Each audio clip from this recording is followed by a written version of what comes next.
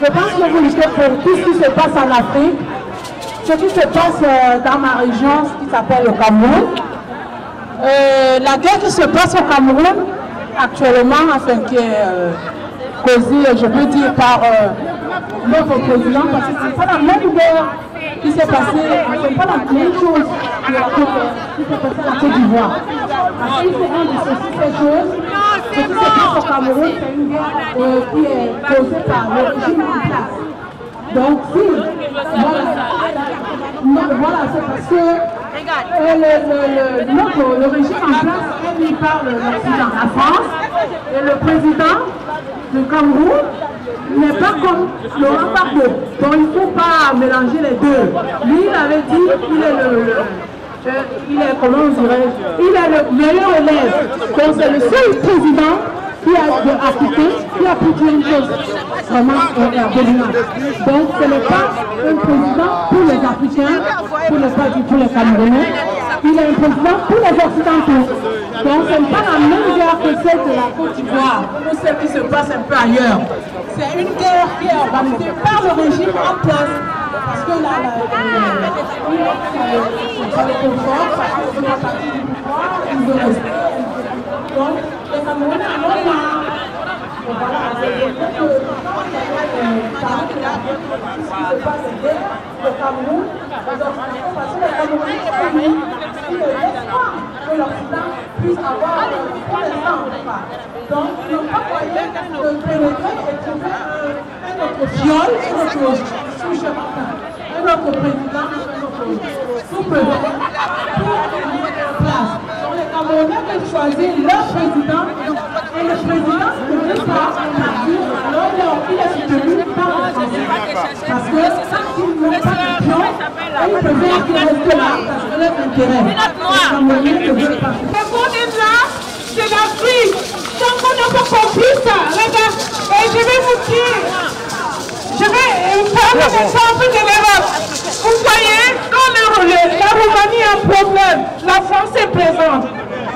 Quand la Belgique a un problème, la France est présente, ou alors vice-versa.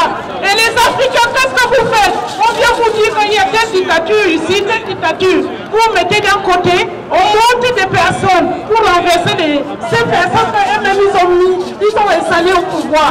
On est plus jeunes maintenant, réfléchissons. Les mamans, c'est à nous de renverser tout ça.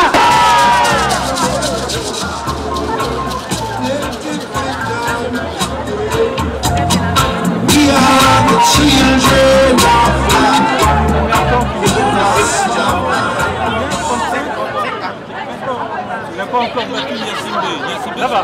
Les femmes, je vais vous voir taper les mains s'il vous plaît. Tapez les mains s'il vous plaît. On fait la ronde. On fait la ronde, je vous en prie. Au lieu qu'on se serre, je préfère qu'on fasse une ronde et qu'on tape les mains tous ensemble. Les poings levés. On va reprendre et après on va enchaîner avec d'autres chansons. L'heure a sonné, nous devons nous lever comme un soldat pour libérer notre Afrique. L'heure a sonné. Wow, wow, wow, wow, wow. Oh, nous devons nous lever comme un soldat pour libérer notre Afrique. Oh, le Togo debout, oh, le Congo debout, comme un soldat. Oh, l'heure a sonné. Oh, oh, oh, oh. Oh, nous devons nous lever comme un soldat.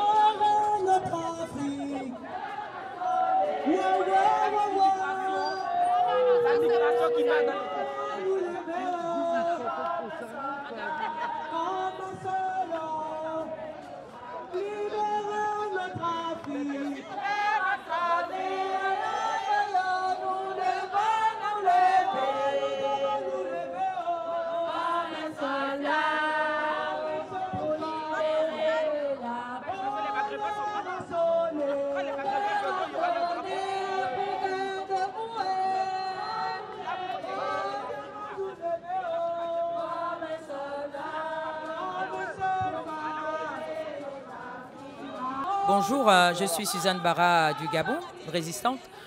Donc si nous organisons cette manifestation, c'est tout simplement parce que nous en avons marre de la situation en Afrique. Nous sommes fatigués de voir que la démocratie est flouée en Afrique. Nous sommes fatigués de voir que la souveraineté du peuple africain est bafouée. Nous sommes fatigués de voir les fils africains qui traversent l'Atlantique, soit ils meurent, soit ils arrivent en Europe et ils deviennent soit des chômeurs et autres. Nous sommes fatigués de voir les bases militaires françaises occuper nos terres, violer nos enfants. Ils ont des statuts que nos militaires même n'ont pas. Nous sommes fatigués de cette France-Afrique qui a été mise en place par M. De Gaulle depuis 1960. Nous sommes fatigués de la même mise de la France sur nos États.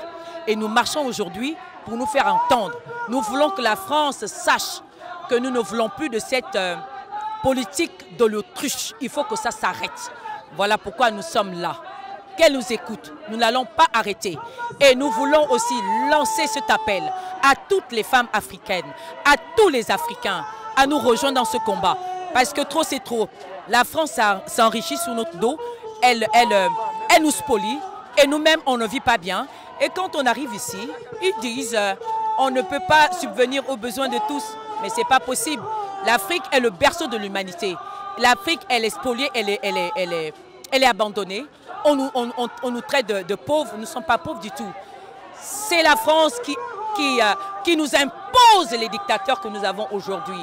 Lorsque nous allons aux urnes, celui pour lequel nous avons voté ne gouverne jamais l'État. Peu importe l'État en Afrique, ce qui est sûr, c'est la même chose. Donc tout le temps, c'est les hold-up électoraux. Voilà, donc à chaque élection, c'est le peuple qui s'exprime et le peuple se fait avoir, il se fait duper. Et nous disons aujourd'hui, nous ne voulons plus de ça. C'est la France qui nous impose ces dictateurs à la tête de nos pays qui sont devenus des États de non-droit. Et nous voulons nous faire entendre sérieusement et nous disons stop à l'Élysée. L'Élysée joue un double jeu. L'Élysée est dictatorial en Afrique. L'Élysée est démocrate en France. Nous disons à l'Élysée de stopper. Nous ne voulons plus de cette politique de l'autruche. Voilà mon message. La manifestation que vous observez maintenant, qui a l'air si festive puisque vous nous avez entendu chanter, mais comme on l'a dit, nous chantons pour nos martyrs. Et qui sont ces martyrs? Il y en a qui ont déjà été tués, qui ont perdu la vie, simplement parce qu'ils sont allés voter. C'est impensable, c'est surréaliste en Europe de penser qu'on puisse mourir pour une élection. Mais en fait, on va vous expliquer un tout petit peu.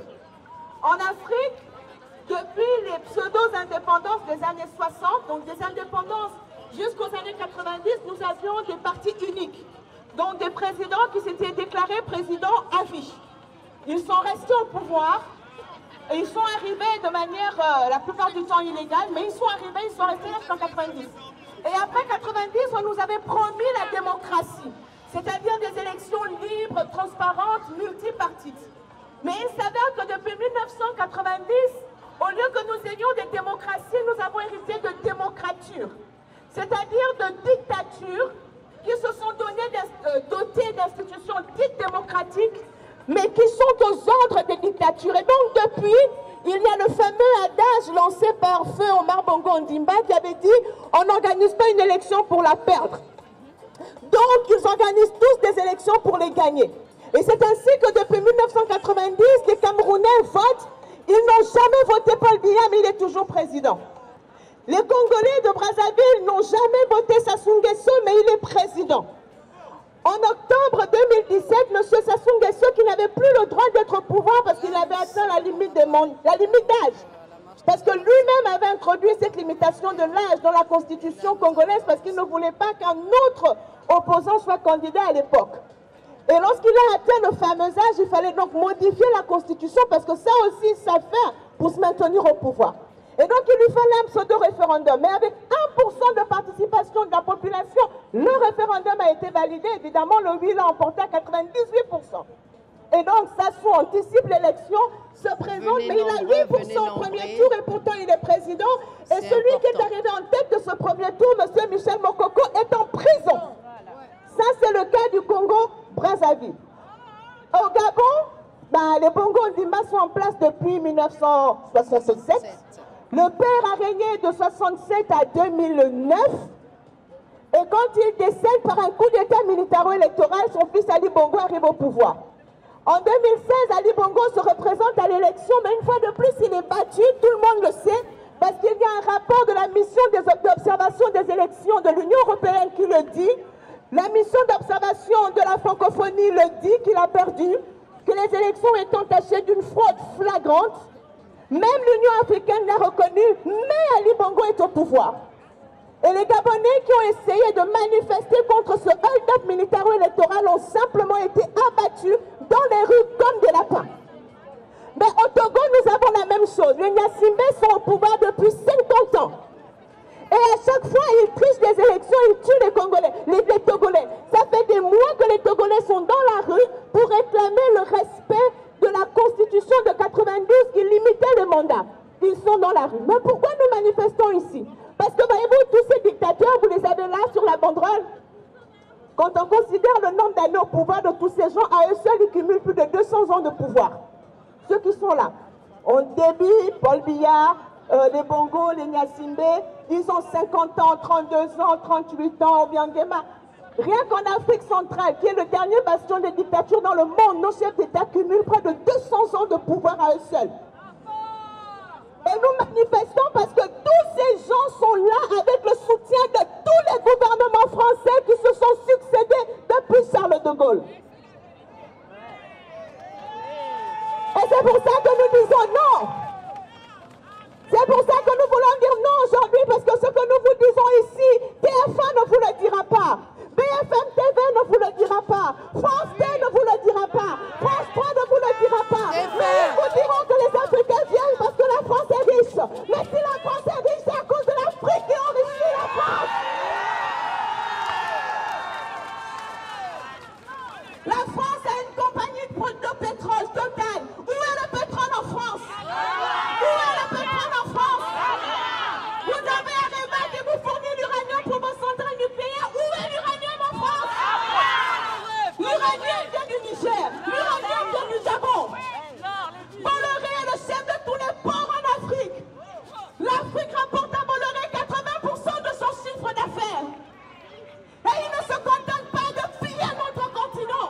Il s'y installe des chefs d'État qui nous privent de nos droits, qui nous privent de nos libertés, qui empêchent à la jeunesse de rêver, qui empêchent à la jeunesse d'avoir un espoir sur son sol. Alors cette jeunesse préfère braver la Méditerranée parce qu'elle pense que le bonheur est en Europe. Mais le bonheur est bel et bien chez nous, à condition qu'Emmanuel Macron vienne récupérer ses dictateurs.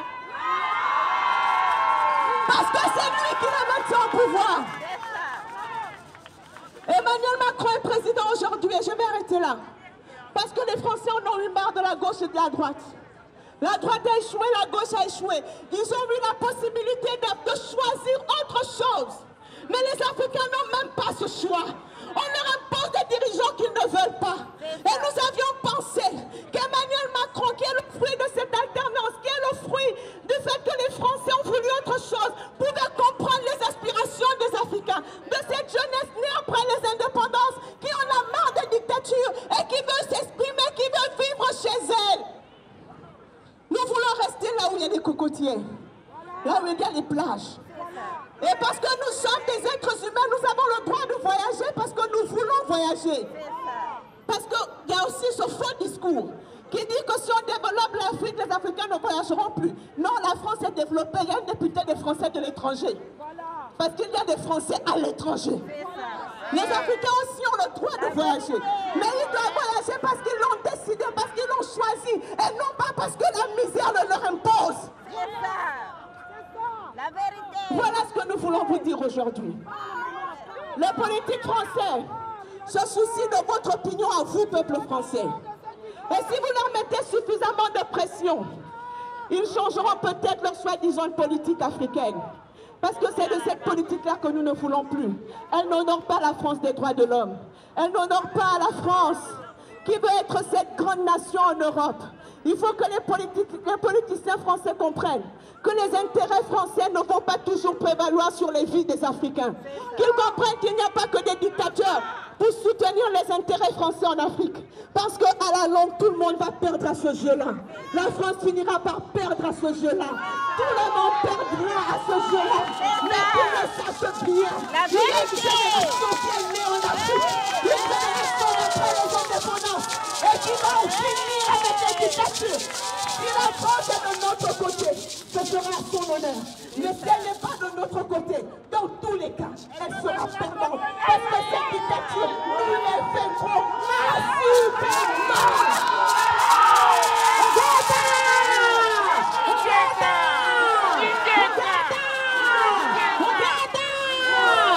J'ai passé le micro à une autre femme. Hey! Event News! Mes mamans, nos soeurs. Oui. Les Amazones sont en place. Nous avons besoin. Les hommes ont fait. Nous allons marcher, les hommes derrière, les femmes hommes ont parlé. Ils sont fatigués. Nous allons parler à la France. Nous allons traverser Paris pour nous adresser à l'Élysée. La femme est debout et on ne va plus s'asseoir. Nous n'allons plus nous asseoir parce que nous allons demander notre souveraineté vraie à l'Élysée. Nous allons demander le départ des bases militaires dans nos pays. Nous ne voulons plus d'indépendance chaperonnée. On a 58 ans d'indépendance. Nous ne sommes plus des enfants. On ne veut plus du CFA non plus. On ne veut plus que nos enfants meurent au large de la Libye.